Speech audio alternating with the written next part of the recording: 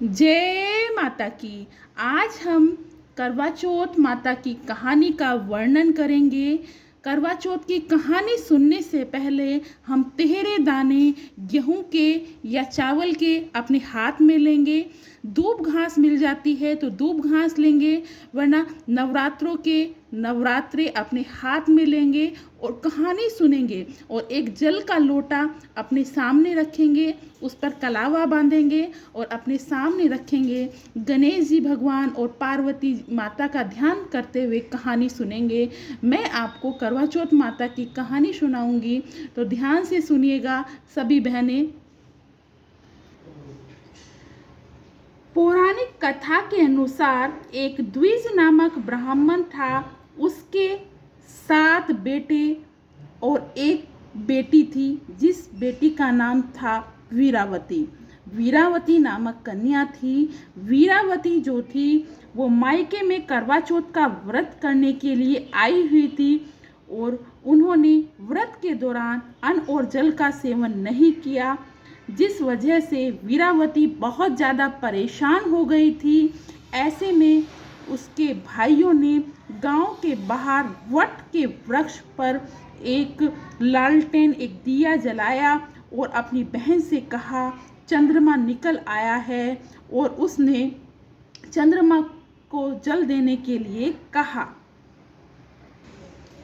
चंद्रमा को जल देने के लिए चली गई वीरावती और दिए को वो चंद्रमा समझकर जल दे दिया और चंद्रमा को जल देने के बाद वे भोजन करने के लिए बैठ गई। भोजन करने के लिए जैसे वो बैठी तो उसके कोर में उसने खाना खाया, पहला निवाला खाया, उसमें बाल निकल आया। दूसरा निवाला खाया, छींक आ गई। तीसरा निवाला खाया, ससुराल से बुलावा आया। और जब वीरावती ससुराल जाने के लिए तैयार हुई तो उसके पति की मृत्यु का समाचार उसको मिल गया, जिससे वीरावती बिलक बिलक कर रोने लगी। वीरावती बिलक बिलक कर रोने लगी, बहुत रोने लगी और अपनी ससुराल चली गई। वीरावती से उसी समय इंद्राणी ने वीरावती से कार्तिक मास के कृष्ण पक्ष की तिथि का व्रत करने के लिए कहा। इसके बाद वीरावती ने विधि पूर्वक व्रत किया। व्रत के पुण्य प्राप्त से वीरावती के पति को पुनर्जीवन मिल गया। तभी से पति की लंबी आयु के लिए सभी सुहागिन महिलाएं करवा चौथ का व्रत करती हैं, जिससे पति की दीर्घ आयु का वरदान उन्हें प्राप्त हो। और इस परंपरा को आज तक निभाया जाता है। आज तक सभी महिलाएं सुहागिन होने का वरदान पाने के लिए करवा चौथ माता का व्रत करती हैं, कथा सुनती हैं। भगवान ने, माता जी ने जैसे वीरावती के पति को जीवन दान दिया, लंबी आयु का जीवन वरदान दिया, ऐसे ही सभी के पति को लंबी आयु का वरदान दे। सभी स्त्रियां सुहागिन रहे। माँ करवा चौथ सभी बहनों को आशीर्वाद दे और सभी बहनों के सुहाग बना रहे, सभी की पति की लंबी आयु हो, ऐसा वरदान सभी को मिले। माता से यही कामना करती हैं सभी स्त्रियां और करवा चौथ के दिन करवा माता की कहानी सुनती हैं। तो करवा माता की कहानी समाप्त हो गई। अब हम आपको गणेश जी की कहानी सुनाएंगे, क्योंकि करवा माता की कहानी के बाद गणेश जी की कहानी सुनना भी बहुत ज़रूरी होता है। 2 कहानी ज़रूर से ज़रूर सुनी जाती है। तो मैं अब स्टार्ट करूँगी गणेश जी की कहानी। अब आप एक काम कीजिए, जो दाने आपने तेहरे दाने लिए थे हाथ में, उनकी आप अपने पल्लू में बांध लीजिए, या इस तरह जैसे मैंने हैंकी में बांध के रखे हैं, हैंकी में बांध के रख लीजिएगा। क्योंकि जब हम शाम को चंद्रमा को जल चढ़ाएंगे तो हम यहाँ से ही उठा लेंगे और चंद्रमा को जल देने के टाइम ये दाने काम आते हैं। तो जैसे भी आपकी सुविधा हो आप वैसे ही कीजिएगा। आपने पल्लू में बांधना चाहें पल्लू में बांध लीजिएगा, और अगर आप हैंकी में बांध कर रखना चाहें तो आप हैंकी में बांध सकती हैं। जब गणेश जी की आप कहानी सुनेंगी, आप दोबारा से 13 दाने गेहूं के या आपके पास चावल हो धान के लीजिएगा, दूब या फिर नवरात्रे हाथ में लीजिएगा। फिर से ये कहानी स्टार्ट हम करेंगे। तो बोलिए गणपति बाप्पा मोरया। श्री गणेश और बूढ़ी माई की कथा। एक बूढ़ी माँ थी, मिट्टी के गणेश जी की पूजा किया करती थी, डेली किया करती थी, बड़े ही मन से करती थी, गणेश जी की पूजा किया करती थी। रोजाना वो क्या करती थी, रोज बनाए रोज गल जाए इस तरीके से रोजाना गणेश जी बनाती थी, पूजा करती थी और डेली गणेश जी को बनाती थी।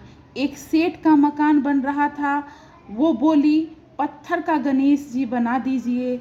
एक बड़े सेठ का मकान बन रहा था, तो सेठ के घर जाकर बोली, सेठ जी मेरे पत्थर के गणेश जी बना दीजिए। मिस्त्री ने क्या बोला सुनिए। मिस्त्री ने बोला, जितने हम तेरे पत्थर के गणेश जी बनाएंगे इतने में अपनी दीवार ना चिन लेंगे। हम तेरे गणेश जी बनाने में अपना टाइम खराब नहीं करेंगे, हम अपनी दीवार बनाएंगे। बुढ़िया माँ ने कहा, बुढ़िया माँ बोली, राम करे तुम्हारी दीवार जो है वो टेढ़ी हो जाए। अब तुम्हारी दीवार टेढ़ी हो जाएगी। इतना कहते ही उनकी दीवार टेढ़ी हो गई। ना चिने ना ढाए ऐसा बोलते हैं। इस तरह करते करते शाम हो गई। ना वो चिन पा रहे थे, ना वो उसको ढा पा रहे थे। दीवार टेढ़ी हो गई। शाम को सेठ आया, उसने कहा, आज कुछ नहीं किया तुमने? वो कहने लगे, एक बुढ़िया आई थी, वो कह रही थी मेरे पत्थर के गणेश जी गढ़ दो, मेरे पत्थर के गणेश जी बना दो। हमने नहीं गढ़े, यानी हमने नहीं बनाए। उसने कहा तुम्हारी दीवार टेढ़ी हो जाए, तब से दीवार सीधी नहीं बन रही। ना तो हम उसे ढा पा रहे और ना ही हम बना पा रहे हैं। सेठ ने बुढ़िया माँ को बुलाने के लिए न्योता दिया। सेठ ने कहा बुढ़िया माँ आई। सेठ ने कहा, हम तेरे सोने के गणेश जी गढ़ देंगे, हमारी दीवार सीधी कर दो। सेठ ने बुढ़िया माँ के सोने के गणेश जी गढ़ दिए, यानी बना दिए। ऐसा पुराने समय में गढ़ दिए बोला जाता था, लेकिन जो समझ नहीं पा रहे हैं गढ़ना, वो मतलब बना दिए।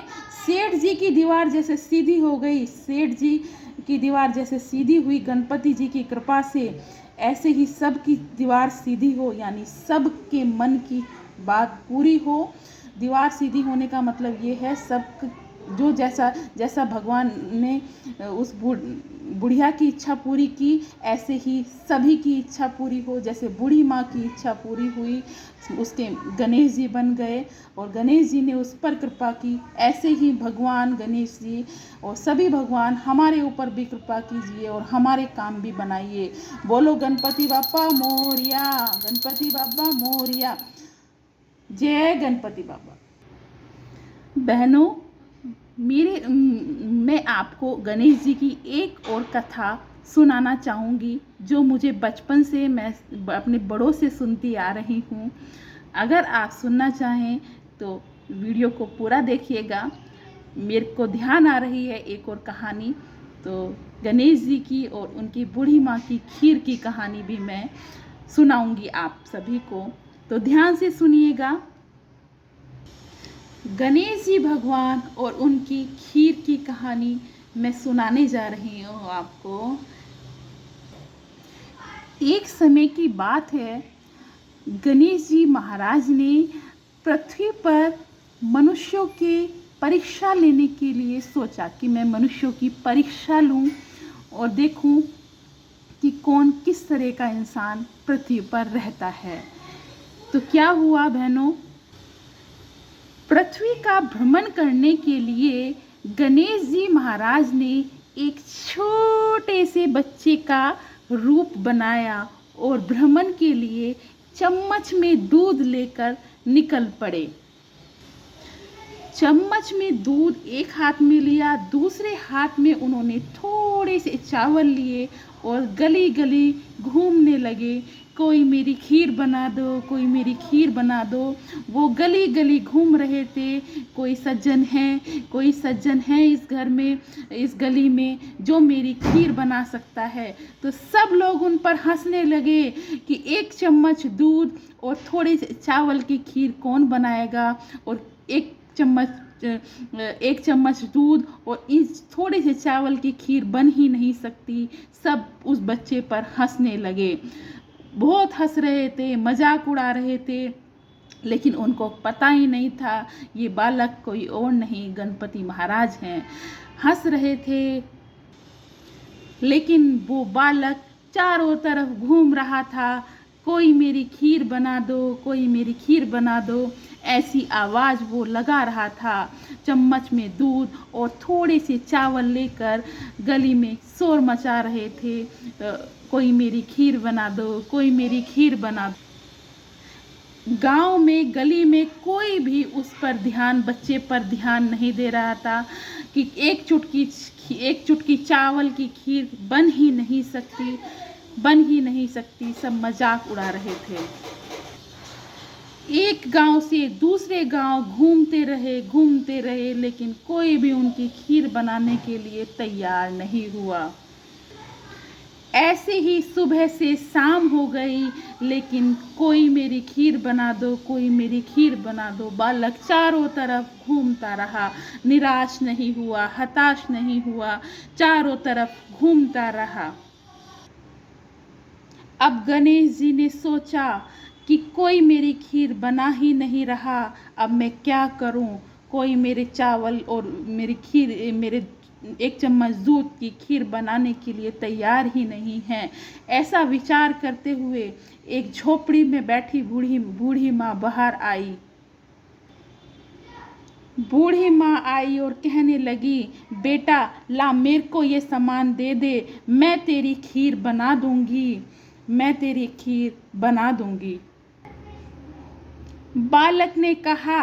बालक ने बूढ़ी माँ से कहा, माई, तेरे घर में जो सबसे बड़ा बर्तन हो वो बर्तन लेके आओ, मैं तुम्हें उसमें अपना सामान और दूध चावल दूंगा। जो सबसे बड़ा बर्तन हो वो लेके आना। बूढ़ी माँ सोचने लगी, बच्चे का मन रखने के लिए मैं बड़ा बर्तन लेकर आती हूँ। बूढ़िया माँ ले आई अपना पतीला, सबसे बड़ा बर्तन।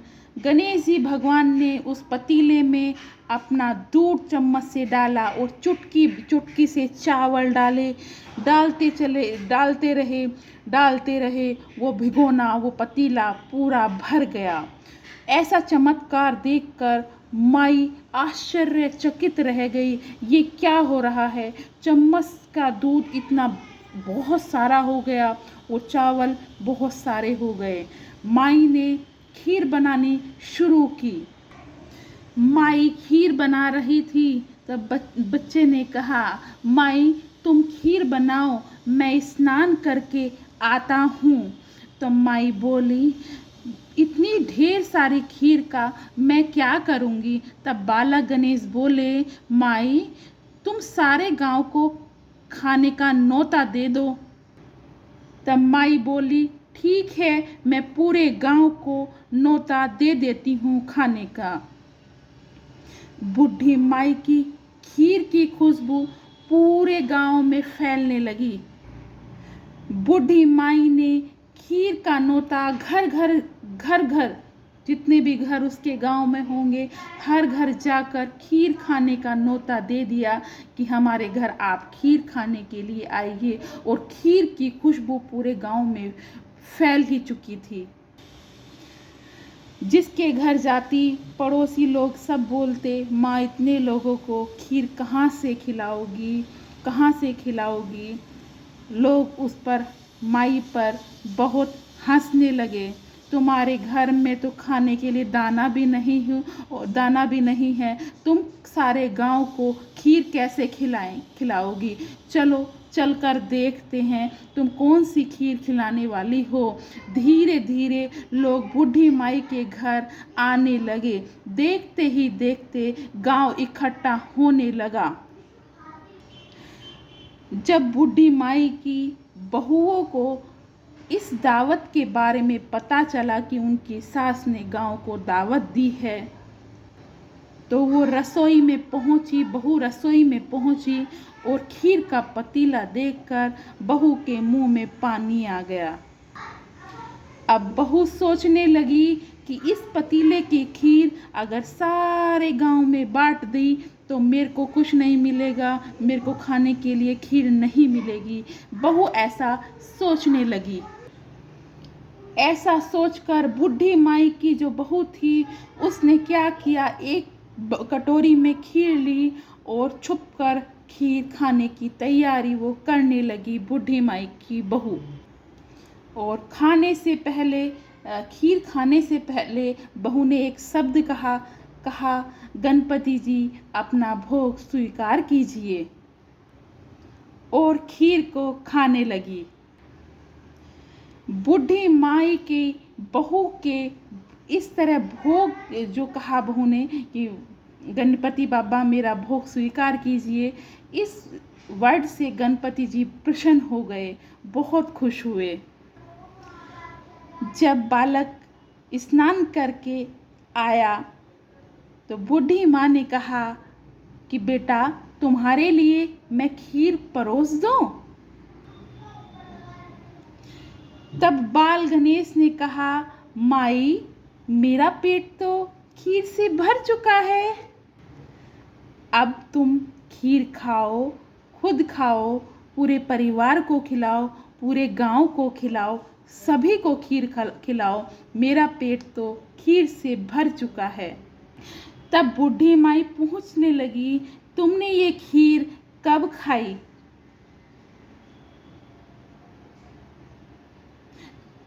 तो गणेश जी ने कहा, जब तुम्हारी बहू ने रसोई घर से थोड़ी सी खीर ली और छुपकर खीर खाई, तभी उसने कहा था कि गणपति जी भोग स्वीकार कीजिए। मैंने तभी ये खीर का प्रसाद रूपी भोग स्वीकार कर लिया था। बूढ़ी माई अब समझ गई थी कि ये गणेश जी महाराज हैं। बूढ़ी माई हाथ जोड़कर बालक के सामने खड़ी हो गई। तब बालक ने कहा, आप खीर खाइए, और जब सबका पेट भर जाए, खीर खा लें आप सब लोग, उसके बाद अपने घर के 4 पतीले लीजिए और 4 पतीलों में थोड़ी थोड़ी खीर करके रिता लीजिए। और 4 बर्तनों में खीर रिताने के बाद वो 4 कोनों में, घर के 4 कोनों में उन भगोनों को, जिन बर्तनों में आपने खीर रिताई है, उन बर्तनों को घर के 4 कोनों में रख दीजिएगा। बूढ़ी माई ने 4 कोनों में खीर रख दी और रख के रात को वो सो गई। बूढ़ी माई जब सुबह उठकर उसने देखा, 4 कोनों में गई और बूढ़ी माई देखने लगी, पतीलों में खीर की जगह हीरे मोती जवाहरात उसको, बूढ़ी माई को नजर आए। बूढ़ी माई हाथ जोड़ के खड़ी हो गई और इस चमत्कार को देखकर हैरान रह गई। बूढ़ी माई कहने लगी, हे विघ्नहर्ता, जैसे आपने मेरी दरिद्रता को मुझ पर कृपा की, ऐसे सब पर करना, सबकी दरिद्रता को दूर करना, सब पर कृपा बनाए रखना। बूढ़ी माई की दरिद्रता दूर हो गई, वो उसका घर खुशियों से भर गया, वो अब उसका घर बार अच्छा हो गया। जैसे गणपति महाराज ने बूढ़ी माई पर कृपा की, उसके परिवार पर कृपा की, ऐसी ही कृपा सभी के परिवार पर बनाए रखिएगा और सभी को आशीर्वाद दीजिएगा। जैसे बूढ़ी माई का घर परिवार खुशियों से भर गया, ऐसे ही सबका भरा रहे, सबके घरों में खुशियाँ आएँ, ऐसी गणेश जी सबको आशीर्वाद दें और सबका ये त्यौहार अच्छा रहे और सब अपनी अपनी जगह खुशियों खुशी वाला जीवन जिए। जय करवा चौथ माता की। सभी बहनों को सुहागिन होने का वरदान दीजिएगा। जय माता दी।